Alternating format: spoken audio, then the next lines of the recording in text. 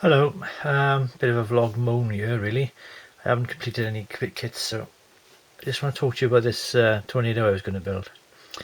It's the Airfix's special edition of the Dambusters 70th anniversary, and it's beaten me because I can't take it anymore. There's the box anyway, A73008, and that's the colour you see on the box. And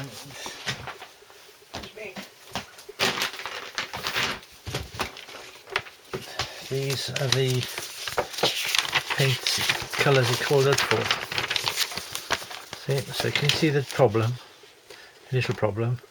I thought, well, it's the box art, perhaps it's not accurate, I don't know.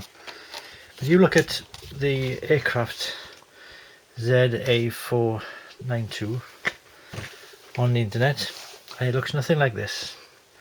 So all the paint I've been buying to get it to look like that, waste of time, because in fact it looks more like US Ghost Grey than all the other dark sea greys and dark camouflage grey. Perhaps there was a time when tornadoes were in this colour, but not at the time when it had that fin. So anyway, throw those aside a minute. This is the problem child in question. It's the kit I've been fiddling with for years really. I tried to rescribe it, very early attempts, very amateurish attempts to rescribe. I've put so many coats of paint on this now it looks so rough as can be, but I've been testing the colours really. This is what the colour they call out near matches is, and this is near what it looks like on the photographs on the internet of the real aircraft. So I was going to plan to carry on and say, okay, I'll paint it this colour, but then I had the problem of the ejector seats. Now the ejector seats, this is a Mark 1 kit from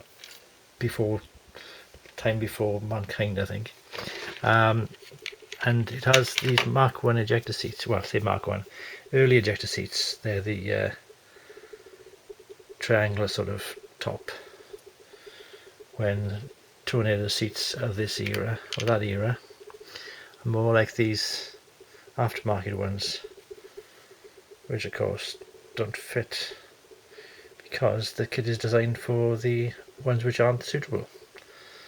Anyway, so knowing they won't fit, I thought, oh, I'll use the cockpit to try put on top. You see I can't speak even, mispronouncing my words, as the comedy says, two Ronnies. So I thought I'd put that on to see if it fits. I thought, okay, I'll take that much off the bottom. But then, when I just saw how the cockpit top fits anyway, if you look there, I don't know if you can see it on the very clearly, if it'll focus on automatically. It takes its time to focus. There we go. That is a great big gap. See, you can almost see it moving there. Great big gap there. And I'm not going to fiddle to try and get that gap cleared up. Look, before you put your fingernail through it, it's massive. And the it's an old kit, so the lines showing where the glazing frame goes is a bit worn away anyway. And to be honest, I got sick of it. So it's a shame, because although you've got two different types of sprues, two tooling sprues. Look, there's the original with the triangular sort of shaped sprue, like square pointy shaped sprue. May as well be a screw, because and then there's the modern extra parts they've added to it, which are the round tooling sprue. So you can see it's a mix and match kit anyway before you start. And you've got the tanks, which were supposed to be 2 fins on the back. I've filled those in and painted them over. So I did try and build it, honestly I did try. They're probably the wrong tanks anyway, but for a Mark GR4. But you get Storm Shadow missiles with it as well, which I've started to build, which I may probably keep. And oh, I tell you, there were so many problems. It's supposed to be fun, this hobby, and I'm not trying to be a model vlogger, a model channel. This isn't. I know I mainly do